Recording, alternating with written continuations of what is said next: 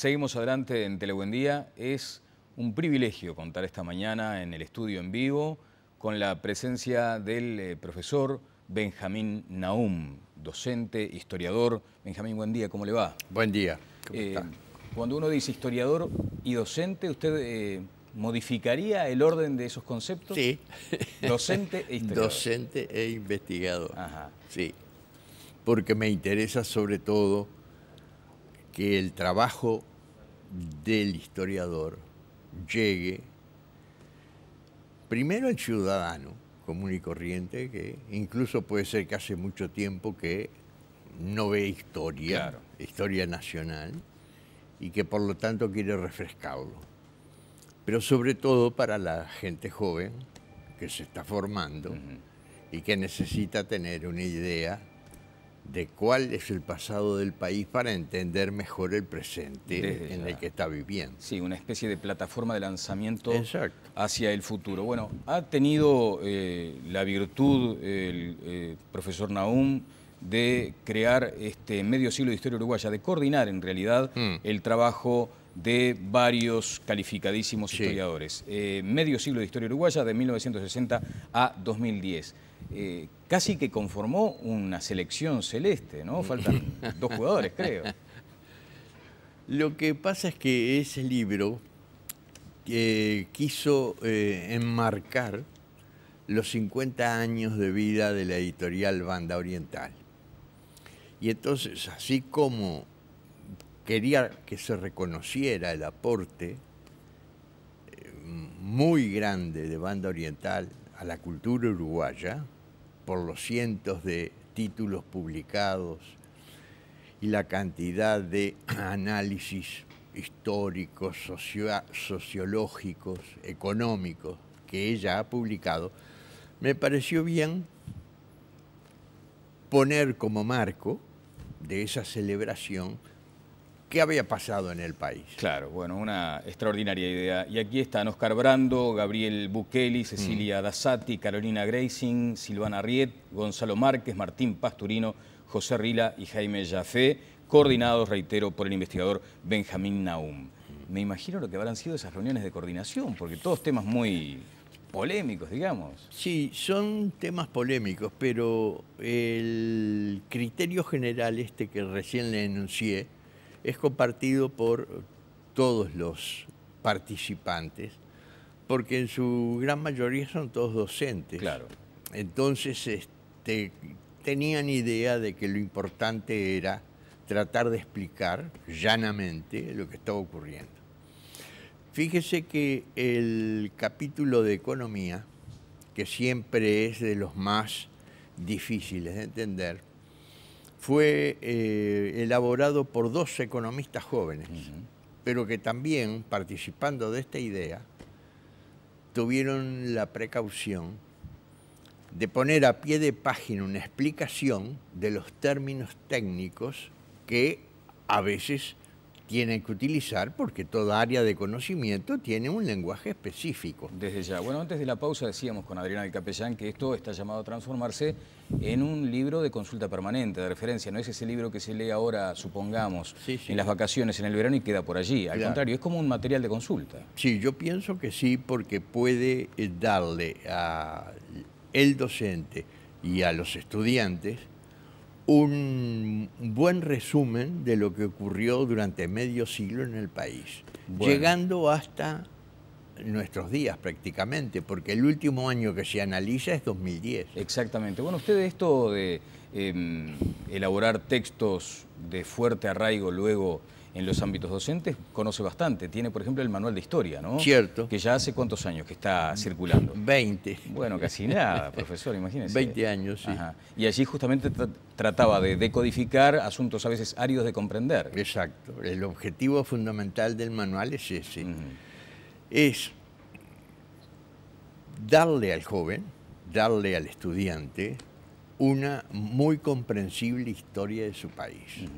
Y además, como algo accesorio pero importante, cuando algún extranjero viene, y me ha pasado, y dice, quiero leer algo sobre la historia del Uruguay, le dan el manual. Darle un libro que le explique claramente más o menos qué fue lo que pasó Profesor, en la historia. desde su punto de vista como investigador, como docente, como historiador, ¿nota muchas veces demasiada carga ideológica en la mirada de la historia? Bueno, a veces sí, pero a veces pasa que declaradamente el historiador se sabe de una determinada escuela ideológica, lo que debiera hacer es decirlo. Eso es lo... El pie de página también. Sí, no, pero de alguna manera prevenir a la gente, yo pienso tal cosa y por lo tanto la visión que doy está enfocada desde ese ángulo, lo cual es muy legítimo porque el profesor hace más o menos lo mismo en una clase. El profesor, que es un ser humano y tiene sus ideas y ha elaborado sus ideas, va a dar la clase desde un ángulo personal. Claro. Que no puede estar exento de alguna tendencia filosófica e ideológica Claro. que él tenga como persona, que tiene derecho a tenerlo. Bueno, desde ya, porque ahí está la carga de la subjetividad que es Exacto. innegable, digamos. Ineludible. Ineludible, además. exactamente, ese es el término correcto. Bueno, acá quiero adelantarles que hay más de 200 cuadros estadísticos que permiten además una mejor visión del tema que se trata. Economía, bueno, una detallada exposición de las políticas económicas aplicadas en el periodo de estos 50 últimos años. Política, allí se recogen los últimos avances en la investigación que se ha hecho sobre la materia en medio siglo que ha sido cargado de grandísimos e impactantes fenómenos políticos. Exacto. ¿Y cómo hizo ahí para ir rumbeando por lo objetivo? No es fácil porque atravesamos el periodo de la dictadura donde quien más, quien menos tiene determinada carga, yo le diría emocional antes que ideológica. Claro. No es lo mismo escribir sobre la Edad Media, donde uno no vivió, que vivir sobre la época reciente, donde el historiador como persona fue involucrado, estuvo involucrado o quiso involucrarse.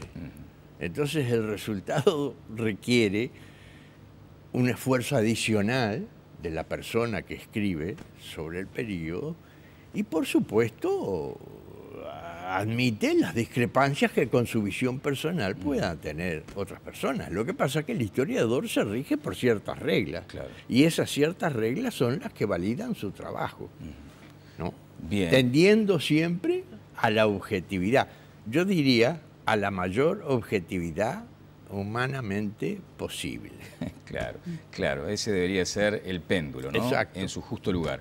Ahora, en materia educativa, ya que estamos hablando de la docencia, también hay que destacar que se toma mucho insumo de parte de los propios organismos oficiales, por ejemplo. Sí, pero son los que proporcionan las estadísticas. Claro, Entonces hay que recurrir a ellos porque en esta época hay estadísticas importantes, confiables, continuas, Claro. que es lo que no sucede, por ejemplo, para el siglo XIX uruguayo. Bueno, la dictadura provocó gravísimos daños en el sistema educativo. Uno de ellos es aquella mirada que, por ejemplo, se hacía de la historia, donde era casi que una mera recordación de fechas y nada más. Sí, sí, sí. Cuando uno después aprendió que la historia puede llegar a ser una narración, un cuento atractivo, se dio cuenta cuánto habíamos perdido en aquella época tan oscura. Hoy, ¿cómo ve, por ejemplo, la enseñanza de la historia, apelando al concepto ese inicial suyo, de que debería ser una plataforma para lanzarnos hacia adelante? Yo pienso que es el nivel al que se le está dando a los muchachos hoy las clases de historia es bueno, porque hay mucha reflexión contenida en los datos que se le dan. No se le dan datos aislados y se acabó. Se trata de hacerles ver un panorama de la evolución donde, por eso es histórico, entran cantidad de factores sociales, políticos, económicos, culturales, religiosos, etcétera, para que se dé cuenta que el objetivo de la historia es narrar la evolución de un pueblo, de una sociedad, de un país, desde distintos ángulos, que todos juntos conforman esa historia. Claro. Sí, sí, es impensado algo aislado como país. Exactamente. ¿No? Ahora, exactamente. ¿qué le dice Benjamín, por ejemplo, a un chico que venga y le diga, mire, profesor, La independencia uruguaya, ¿cuándo fue? Porque hasta eso discutimos, ¿no? Claro, sí, está bien. Está bien. Es lo que decíamos recién, son distintas visiones. ¿Y la suya? ¿Eh? ¿La suya cuál es? La mía, yo creo que hay que respetar lo que la tradición histórica está diciendo. Pegarnos 1830, 1825 la Cruzada Libertadora, 1830 se juró la Constitución y prácticamente se fundó el Estado. Es cierto que entre esos años hubo una cantidad de, digamos, acontecimientos históricos que algunos los lleva a afirmar que fue en el 28 que se logró la independencia. Yo creo que hay que respetar un poco la tradición que el propio pueblo se va haciendo de su pasado también, ¿no? O sea, se afilia más a lo del 25 de agosto, por ejemplo. Sí, claro. Claro, sí. Bueno, sobre todo a lo del 30, que es la jura de la Constitución, que hay allí una toma de conciencia de que se es un país. Que es un poco la concreción de la evolución, porque mire que los orientales de aquella época tenían muy claras las cosas, ¿no? Ni argentinos ni brasileños. Orientales. Orientales, punto. Exacto. Y eso lo dicen muchas veces. Sí, eso que uno tiene que escribir cuando le preguntan nacionalidad, ¿no? Usted cuando escribe nacionalidad oriental. Exacto. Está muy bien. Exacto. Bueno, profesor, ha sido, como decíamos al principio, un privilegio contar con usted.